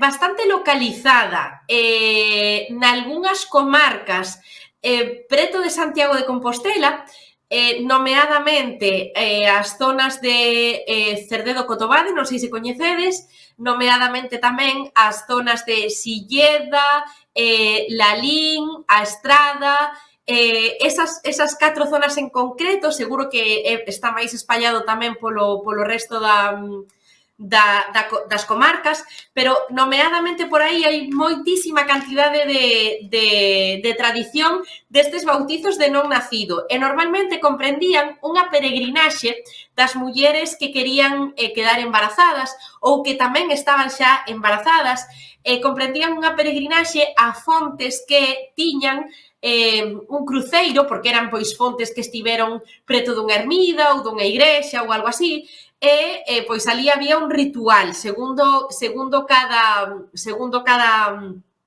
localización, o ritual podía variar ou non. No meu caso persoal e familiar, mellor dito, precisamente a miña avoa paterna tamén foi facer non sei cantos bautizos destes de non nacidos, porque pois tiña problemas para continuar cos embarazos, para que chegaran os embarazos a termo, non?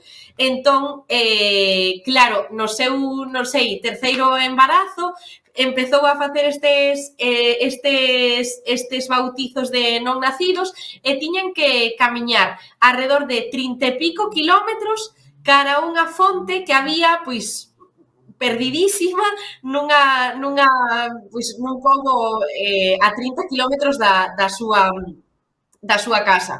E o que tiña que facer ali era recitar unha, pois, non sei, unha especie de cantiga que lle daba unha veciña, como a veciña que sabía sobre estas cuestións, e despois tiña que beber 7 vasos de auga desa fonte e facer o traballo, bueno, o camiño de volta. Xa vos digo, a miña avoa fixo moitas veces, da última debeulle dar resultado, precisamente tamén por iso estou eu aquí, digamos que aínda hoxe en día é un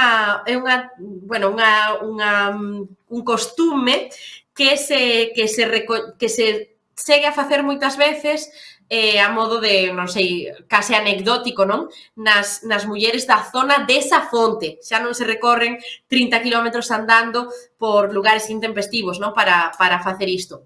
E fixadevos que estas lendas, precisamente sobre a fertilidade, se queredes, ou sobre a, non sei, a procreación humana en termos xerais, vai variando segundo as zonas, segundo a xeografía desas zonas. Estas lendas ou estas cuestións das que estamos falando, destes bautizos de non nacidos, danse sobre todo en lugares do interior, pero nos lugares da costa hai infinitas lendas e infinitas tradicións relacionadas coas ondas precisamente do mar. En que época tes que ir á praia a saltar 7, 9, 15, 25 ondas para, efectivamente, vale, para poder quedarte embarazada. Efectivamente, Benmil en Caldas de Reis, pegadiño a estes lugares dos que vos estaba a falar.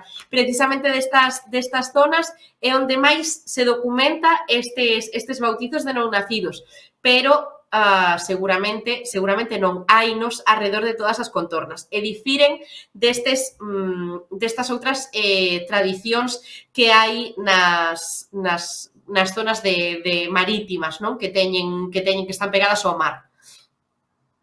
Algúnha cousa máis? Ninguna cousa máis, moi ben. Estupendo, mentras vos animades, vos a seguir interactuando comigo, direivos que, xa que hoxe aproveitamos precisamente unha suxerencia dunha persoa que nos pediu, que me pediu concretamente información sobre o dativo de solidaridade, aproveito para preguntarvos se vos serviu se vos pareceu interesante ou se vos serviu como explicación para esta cuestión lingüística que sería a utilización do dativo. E aproveito para dicirvos que, igual que existe un dativo de... Ai, Dios mío, un dativo de interese, perdón, que o dixen mal, existen outros tipos de dativos, como pode ser o dativo de solidaridade, que é diferente ao dativo de interese. Así que, se vos parece, tamén, bueno, se vos parece, non xa o tiña eu pensado así pola miña conta e risco, continuar con outro dos dativos a semana que ven, porque que saibades que os dativos son acumulativos, é dicir, podemos ter nunha soa palabra, nun núcleo verbal, podemos ter a conxunción de dous dativos, de solidaridade e de interese. Fixadevos que isto é ben curioso porque os dous dativos se forman coas palabras, coas partículas propias dos complementos indirectos, con estes, mes, tes, ches, lles, nos, vos, en singular tamén. Entón, ao final, o que se forma é un totum revolutum así bastante curioso, pero que, aínda que non achegan significado non, aínda que non achegan información sintáctica como tal, non son categorías sintácticas exentas, repito, que non poden ser analizables de forma separada sintácticamente falando, sí que achegan certos matices de significación nas oracións nas que se utilizan. Entón, creo que tamén pode ser interesante para que falemos sobre isto o vindeiro martes. Creo que ia dicir algunha cousa máis, pero non sei se tedes preguntas. Se as tedes, genial, se non, pois tampouco pasa nada. Estou repasando se quería dicirvos algo por aquí.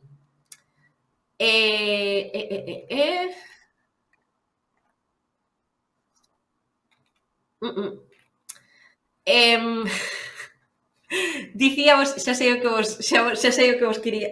vos quería dicir, que quería dicirvos que o material desta sesión, medio dixen, creo que na introdución, pero non fixen moito fincapé nesto, o material desta sesión sería bo condensalo tamén con aquela sesión do comezo do curso na que falamos sobre as construcións típicas, sobre as cidades tamén.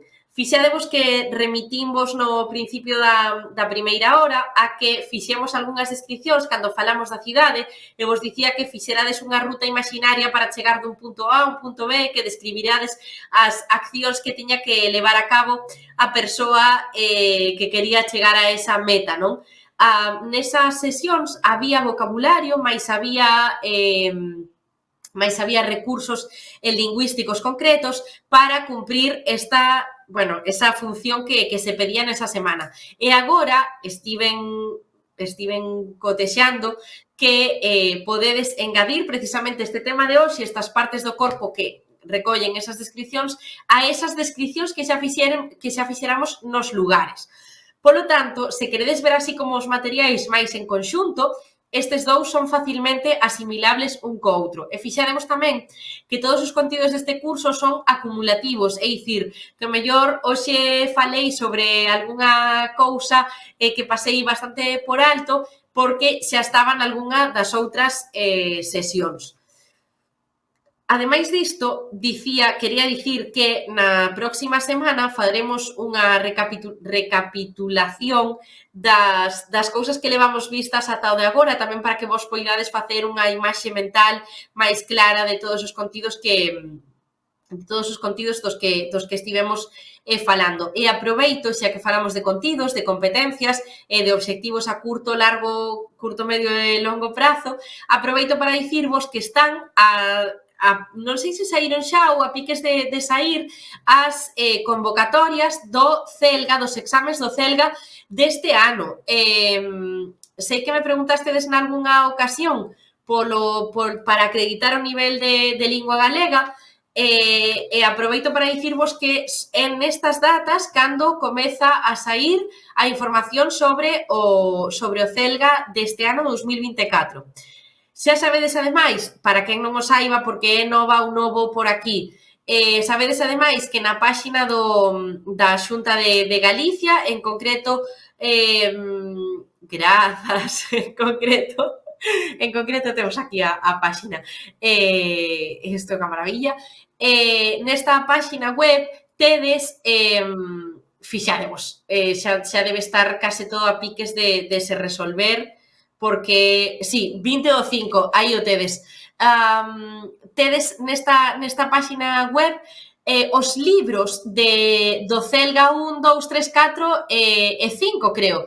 E podedes tamén, pois, aínda que non sei, non vaiades vir a facer os exames de forma presencial, obviamente, aproveito para dicirvos que nesa parte da esquerda que tedes aí en verde amarelado, cando pon aula de galego, manual do alumnado, hai recursos boísimos de eses libros, precisamente eses recursos relacionados que tedes aí, o manual do alumnado e o libro do profesorado, son recursos boísimos para practicar cuestións relacionadas coa lingua galega. O meu consello é que, non sei, se queredes, pois iso, facer exercicios ou facer exercicios de escoita ou de escribir e demais, que pasedes por esta páxina. Ao final, este curso, estamos aquí falando sobre lingua e sobre culturas, pero vedes que non temos como unha práctica, non sei, estipulada, non? Senón que depende moito de vos. Tedes que ser vos quen, como vos digo sempre, busquedes eses espazos para poñer en práctica os contidos dos que falamos aquí e demais. Neste caso, os libros que vos deixan por aquí de acceso aberto, de calquera nivel do CELGA, teñen exercicios que vos podedes realizar. Aínda así, hai outros recursos para que practiquedes. Isto é o CELGA 5, isto son palabras maiores, é dicir, este é o que se nos pide ás persoas da comunidade autónoma, non? Para desenvolver postos de ensino de lingua galega, no ensino, nomeadamente, ensino superior, universidades creo que nas universidades. Creo que co CELGA 4 arreglamos, pero se tes o CELGA 5 como que tes máis puntos. Sería a competencia profesional completa. E dicía que, con todo, fora destes recursos dos libros do CELGA, que aproveito para dicirvos que está moi ben, creo que xa vos lo dixen nalgúnha ocasión, tedes outras páxinas web que vos poden servir de moita axuda para seguir aprendendo galego ou para, non sei, facer exercicios sobre galego. Hai algunhas páxinas web como unha que xa vimos aquí, o galego.eu, ou outras como Aprendo Galego, creo que se chama, e na de Aprendo Galego, igual lo estou dicindo máis. Na de Aprendo Galego podes facer os exercicios e tedes a corrección instantánea. Así que tamén está moi ben para que poñades en práctica algunhas cuestións, pois como, por exemplo, a utilización do pronome ato, da que falamos moito aquí. Eu digo vos isto porque vexo que ás veces non vos animades moito, efectivamente, a veces non vos animades moito a escribir por aquí e ao final o único que vos vai axudar a ter competencias en calquera lingua é utilizala, non? Non teñades, como vos digo sempre, non teñades reparo en utilizar a lingua galega como queirades ou como poidades, porque sempre estará ben feito, sempre estará ben se utiliza, e polo tanto tamén serve como exercicio para vos seguir practicando.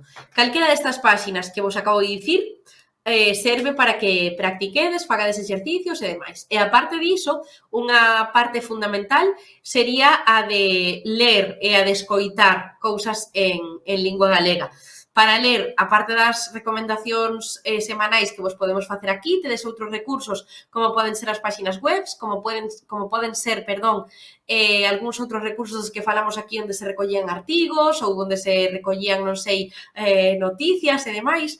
E para escoitalo, aparte de series, podcast, redes sociais, TikToks, non sei, o que se vos ocurra. Sei que nesa parte ides moito máis seguras e seguros porque tedes sintonizada a maioría de vos a Televisión de Galicia e sei que seguides os programas que temos aquí, así que, pois, esa parte está bastante cuberta. Pero lembrademos tamén da sesión de series que tivemos a Rubén Ríos con nós. Lembrademos que aí tamén tiñades material de audiovisual galego que vos servía tamén para consumir e facer uso didáctico tamén del. Algúnha cuestión? Vale, Osvaldo, un vello que de consellos un rostro de fume e pan que conte contos os... Ai, vale, espera. Un vello que dé consellos, un rostro de fume e pan que conte contos aos nenos do Cuco e do Paspallás. Vale, agora sí que sospeito que estes versos teñen varios erros lingüísticos. A ver, sospeitas ben, pero, como sempre, o dos erros lingüísticos é moi elástico, no sentido de que temos que ver a época na que están escritos. Temos que ver tamén que, normalmente, todos estes ditos, cancións e demais obedecían a unha retransmisión oral. Precisamente, sí, efectivamente, Sementeira de Fuxen os ventos, sí. Grazas, porque eu estaba repasando, grazas Osvaldo, estaba repasando aí de onde me soaba isto, pero efectivamente. Fíxate que, como vos dicía, todas as cancións, todas as cantigas, todas as, non sei, os refráns, os ditos e demais, obedecen a unha transmisión oral. Polo tanto, normalmente recóllense de dous xeitos. O máis común é ser pulcras con como se recollen e, polo tanto, transmítense do mesmo xeito. Refírome con isto a que se a persoa que transmitiu este dito ou estes versos ou a cantiga ou o que sexa o dixo deste xeito, adoita recollerse así, precisamente porque é unha mostra de... non sei, do viva que está a lingua en cada momento e, polo tanto, tamén da evolución pola que pasan todas as linguas do mundo. Efectivamente, nunca debemos penalizar, se queres, penalizar que existan, pois, no século XVIII erros ortográficos con esta perspectiva do século XXI. Se o queremos intercomprender, se o queremos comprender mellor, de mellor xeito ou de xeito máis eficiente, o mellor sí que podemos facer unha adaptación, non, ao galego de hoxe, pero con todo non pasa absolutamente nada, porque normalmente compréndese perfectamente e non hai problemas no entendemento destas cuestións. Non sei se temos algunha cousa máis. Vale, interésame algo sobre que entren os maios pola súa cercanía no tempo. Perfecto, claro, que son e 59, pero teño boas novas para ti, Francisco, porque na sesión da semana que ven precisamente falaremos sobre festas, festas non exactamente, senón de tradicións segundo a época do ano. E dentro desas tradicións entran as festas dos maios, que, tal e como ti dis, Francisco, acaban de acontecer. E como todas as festas de orixe cristiá ou pagán en Galicia teñen a súa literatura asociada e teñen os seus costumes e demais, invítote a que sigas a sesión da semana que ven, que falaremos moitísimo sobre os mallos, as cantigas dos mallos e demais. Digo, porque senón agora tampouco nos queda moito tempo. Se temos algunha cousa máis...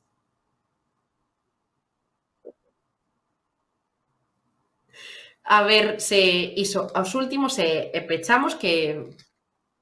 Vale, dinme que non temos nada máis, así que, pois, iso, pola miña parte, ata aquí a sesión de hoxe, creo que foi ben interesante, non tanto polo que vos contei, senón por todo o que temos por todo o que podedes explorar en relación con estas lendas e toda esta información sobre a transmisión oral galega de mitos, cantigas, refráns, ditos e demais. Invítovos a que esta semana lle botedes unha ollada e dígovos que para a semana que ven tamén seguiremos falando sobre tradicións. Neste caso, como vos dicía, falaremos de ambientes máis festivos, como as festas tradicionais segundo a época do ano. Pola miña parte, nada máis, que teñades unha tarde maravillosa e unha semana tamén excelente e agardo que nos vexamos de novo o martes próximo. Bicos, saúdos, chao, chao! Volviches a Galicia despois dun tempo fora e tes ganas de emprender? Pois teño boas novas para ti. A Xunta ten un programa de axudas co que podes recibir ata 10.000 euros para poñer en marcha o teu propio negocio. Podes facer a túa solicitude en emigración.xunta.gal antes do 30 de setembro de 2024. E se queres saber máis, visita a túa oficina de retorno ou a nova oficina móvil que percorre toda Galicia.